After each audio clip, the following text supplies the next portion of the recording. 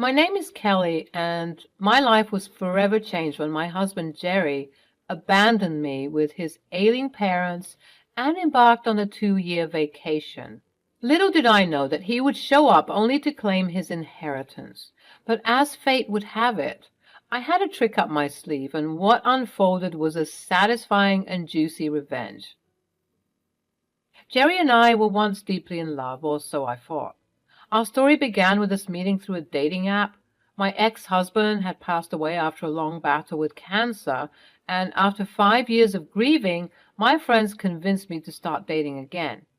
Jerry and I had texted for a long time before finally deciding to meet up for a date.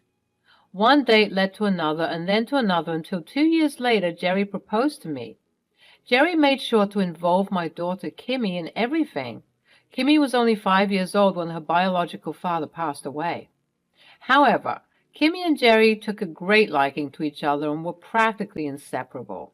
It was truly a dream come true for me. Together, Jerry and I dreamed bigger dreams, dreams of a blissful life together, raising our daughter Kimmy, owning a house, vacationing to other countries, etc.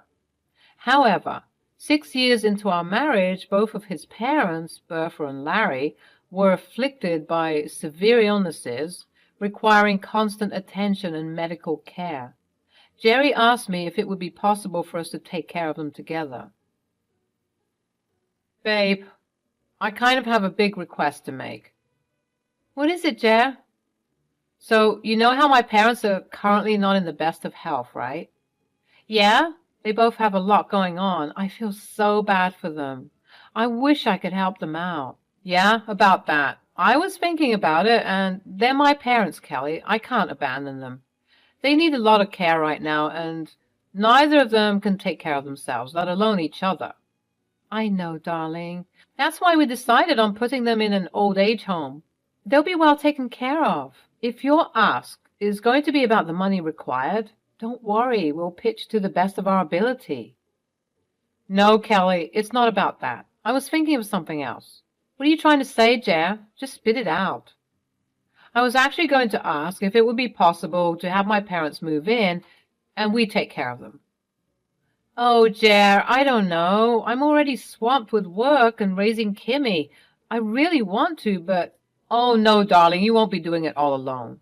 They're my parents, so I will definitely be doing just the same amount of work as you, if not more. I promise. Oh, what the hell. Okay, I love Bertha and Larry. Plus, I think Kimmy would love to live with her grandparents. Thanks a lot, Kelly. I promise I won't let you down. You better not. Having taken care of my ex-husband for quite a while, I had some experience being a caregiver.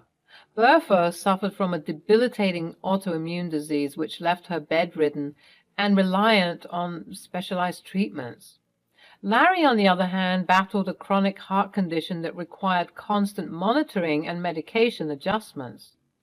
Their fragile health became the center of our lives, as their deteriorating conditions necessitated round-the-clock care.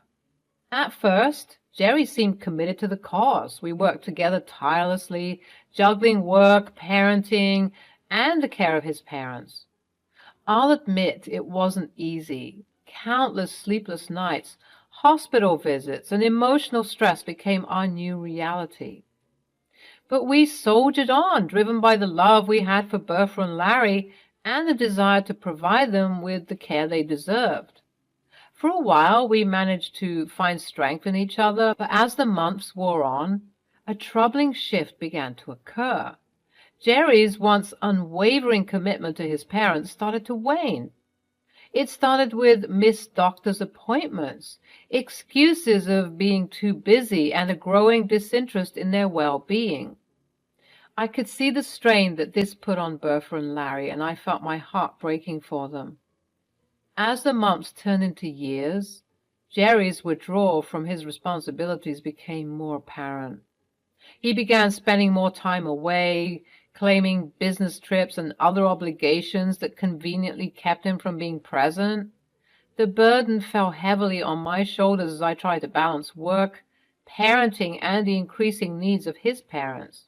Amid the chaos, I could see the toll it took on Bertha and Larry. Their faces mirrored a sense of disappointment as the son they had raised seemed to be slipping away. Their health continued to deteriorate, and their need for care only intensified. Yet Jerry seemed more preoccupied with his own pursuits, detached from the pain and suffering that surrounded him.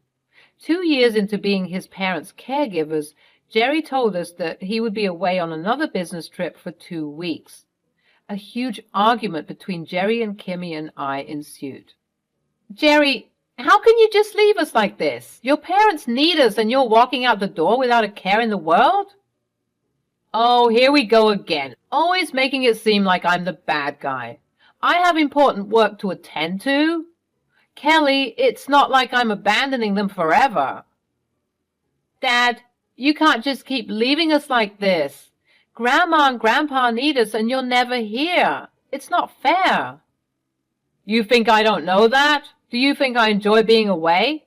I have responsibilities too, you know. I can't always drop everything just because they're sick." "Responsibilities? What responsibilities, Jerry? You've been absent for months. Your parents are suffering. And you're nowhere to be found. It's like you don't even care anymore." "Don't you dare accuse me of not caring. I'm doing the best I can to balance everything. I have a career to maintain, and it's not easy juggling it all." "It's not about juggling, Dad. It's about being there for your own family. We need you. And your parents need you. But you're always putting yourself first." "That's not fair, Kimmy. I'm doing this for all of us to provide a better life. Can't you see that?" "A better life? Is that what you call leaving your parents when they need us the most? You're abandoning them, Jerry, and it's tearing our family apart." "Maybe if you took better care of them, I wouldn't have to constantly be the one to step in. You're always making me out to be the villain, but you're not perfect either." "That's not true, Dad. Mom has been taking care of Grandma and Grandpa all by herself. She's been doing everything she can to make sure they're comfortable." "Kimmy's right, Jerry. I've been doing everything in my power to care for your parents. I've sacrificed so much for them, and I thought you would be by my side." "Well, maybe I've had enough of sacrificing. Maybe I'm tired of putting their needs before my own. Maybe it's time for you to figure out how to handle things on your own." "Is that what you're saying, Jerry? That you're done with us? Done with your own parents? I never thought I would hear those words from you." "Maybe it's time for a reality check, Kelly. This isn't the life I signed up for. I need some space to figure things out." Jerry stormed off into our bedroom and began packing his things. Without saying another word, he left us for his business trip. Looking back, Kimmy and I always felt guilty for being the reason that Jerry left us on that fateful night. We spent countless nights crying to each other about it. We tried our hardest to get back in contact with him, but to no avail. The 2 weeks eventually became 2 months. Bertha and Larry took their son's departure even harder. Their health only worsened as time passed, making it even more difficult for me. I was left to shoulder the immense burden of caregiving alone. The days blended into a blur of hospital visits, medication schedules, and endless household chores. Eventually, as months turned to a year, I decided to stop grieving about the loss of yet another husband and entirely devoted my time and energy to taking care of my in-laws and raising my daughter. It got harder trying to balance it all alone. I often went nights without any sleep or rest. But despite the overwhelming weight on my shoulders, I refused to let any bitterness consume me. My love for Bertha and Larry and my dedication to ensuring their comfort drove me forward. With Jerry's absence, I found solace in my role as the pillar of strength for Bertha, Larry, and Kimmy. Days turned into nights and nights into months. I became well-versed in administering medications, handling medical equipment, and organizing a meticulous care routine. Bertha and Larry began to rely on me, not just as a daughter-in-law, but as their primary caregiver. While it was an exhausting journey, the bond between us grew stronger as they recognized my unwavering commitment to their care. Through it all, Kimmy stood by my side, Though she was young, her empathy and maturity shone through. She became a pillar of support for me, offering a listening ear and a loving presence during the darkest times. Kimmy's heart broke for her grandparents, and she formed a deep bond with them, understanding the weight of their illnesses and the significance of the love and care they needed. The four of us together created a haven of love and support amidst the chaos. After 2 years of relentless dedication and sacrifice, Jerry reappeared in our lives, driven by greed I never thought possible. He had his eyes set on the inheritance left behind by his parents, but I held the key to his downfall. You see, during his absence, Bertha and Larry had asked me to recognize their financial and legal affairs, ensuring that their inheritance would be protected from any potential harm. They also asked that all estates that were meant to be given to Jerry be transferred to Kimmy and me. Touched by Bertha and Larry's trust and undying love and support for me, I did everything they asked me to and more. I felt appreciated for all the hours I spent taking care of them.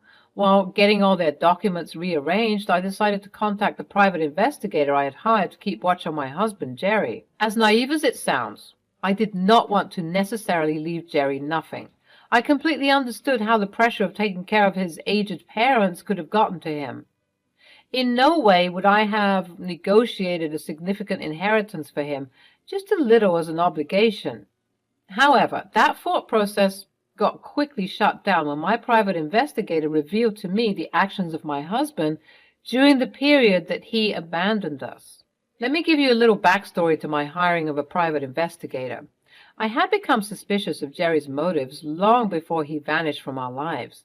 Something about his sudden disinterest in his parents' well-being and his incessant excuses didn't sit right with me. With that gnawing intuition, I took it upon myself to investigate further. I delved into the financial records and legal documents and found multiple transactions to an unknown account.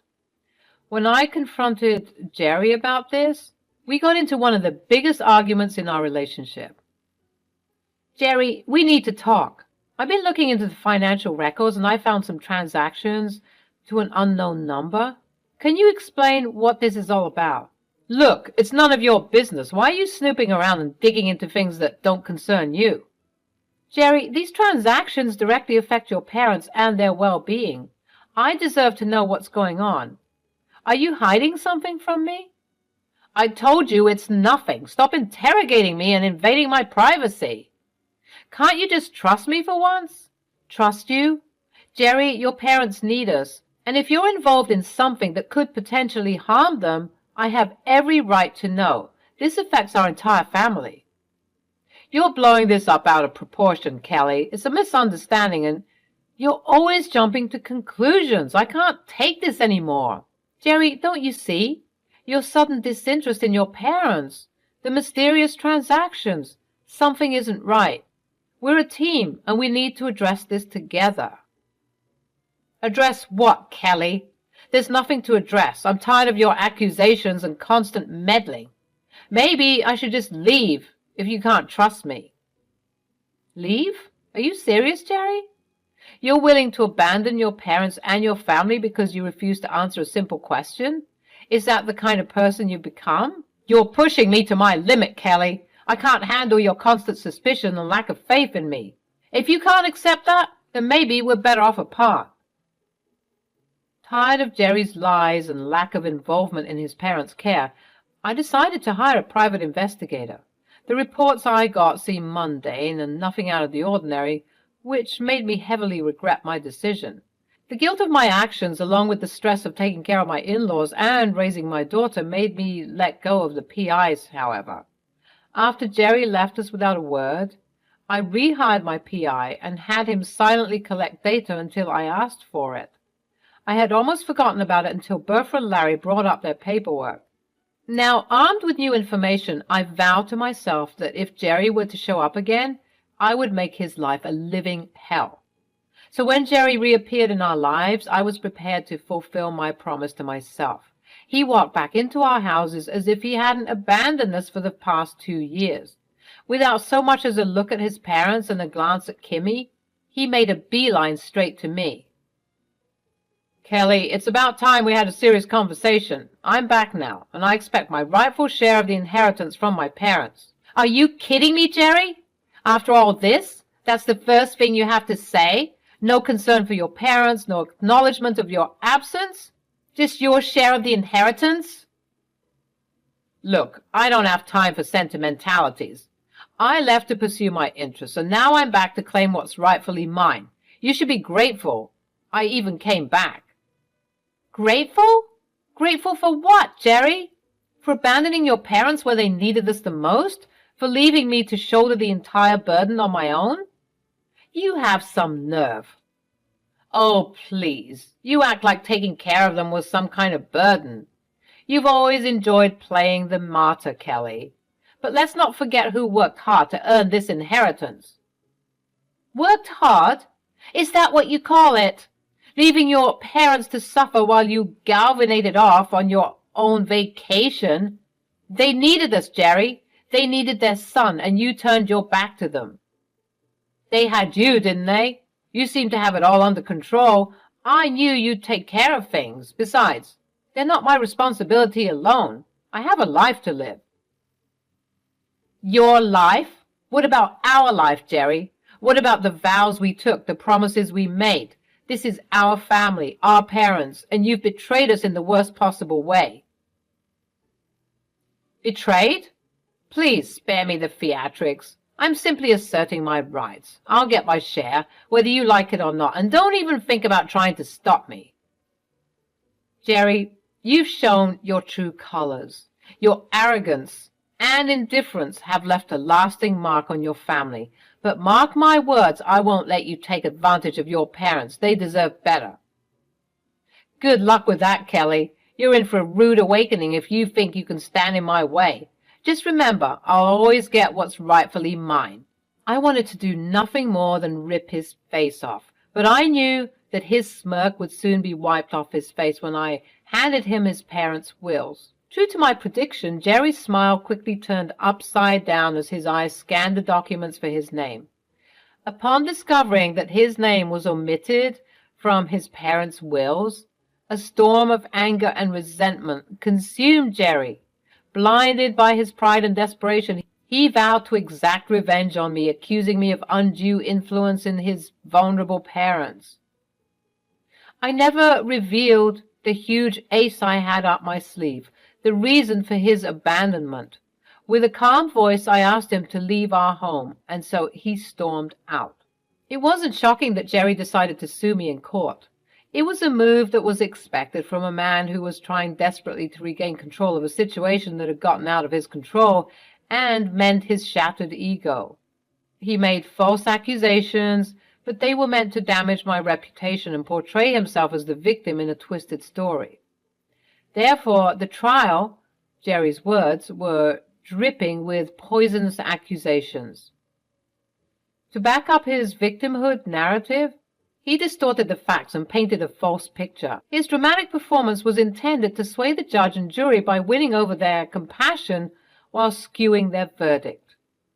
The truth, however, could not be hidden within the walls of the courtroom. The evidence I presented demonstrated my unwavering commitment to Bertha and Larry's well-being.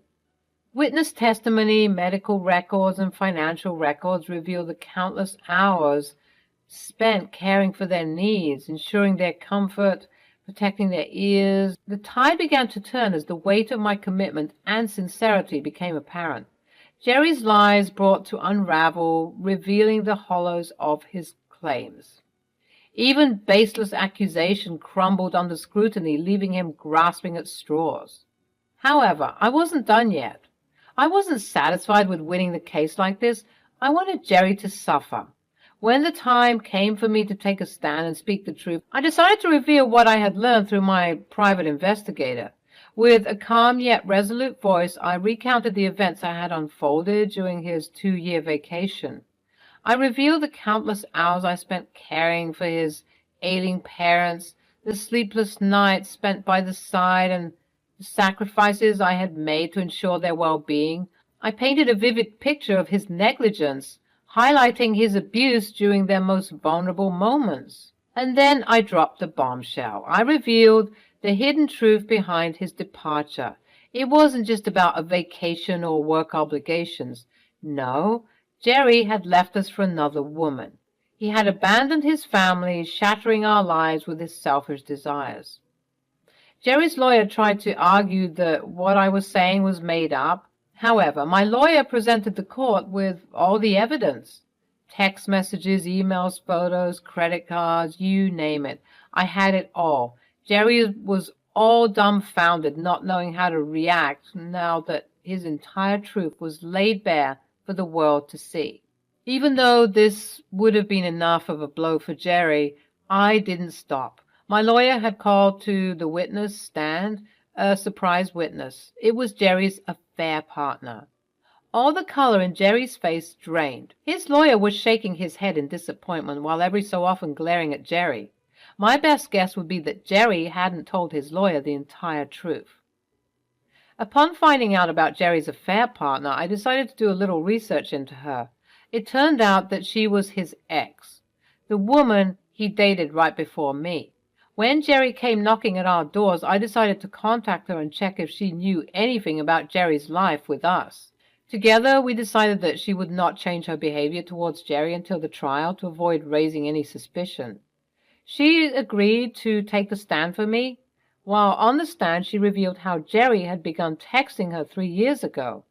He had told her that he missed her and that his life without her had been miserable. They reconnected and started dating. 1 year later, he told her his job was transferring him to her city, and so she offered him a place to stay. He had never once mentioned the fact that he was married or that he abandoned his ailing parents. He had proposed to her a month ago and told her that his parents had left him a large inheritance, but he needed to go back to his hometown to claim it.